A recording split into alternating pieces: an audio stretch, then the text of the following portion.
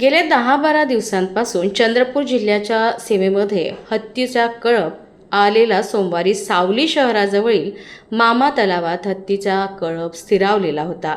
दिवसभर विश्रांतीनंतर सायंकाळच्या सुमारास हत्तीचा कळप हा मूल तालुक्याच्या दिशेने गेला।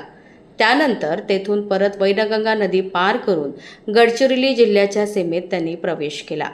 नदीकाठावरील घारगाव, दोडकुली, मारकंडा या परिसरामध्ये ते गेले होते आणि पुन्हा आज पहाटेच्या सुमारास मारकंड्यावरून वैनगंगा नदी पार करीत सावली वनपरिक्षेत्रातील शिरशी उपवन क्षेत्रात हत्तीच्या कळपाने प्रवेश केलेला आहे। पुन्हा हत्तीच्या संरक्षणार्थ वनविभागाची टीम तैनात करण्यात आलेली आहे। वृत्त लिहेपर्यंत हत्तीचा कळप हरंबा परिसरातील उमरी तलावाजवळ मुक्काम ठोकला आहे। घनदाट जंगल, मुबलक पाणी असल्याने त्यांचा मुक्काम वाढण्याची शक्यता आहे। सध्या हत्तीचा कळप शांत असला तरी वनविभाग परिस्थितीवर बारकाईने लक्ष ठेवून आहेत। मानव वन्यजीव संघर्ष टाळण्यासाठी वनविभागाने उपाययोजना केल्या आहेत।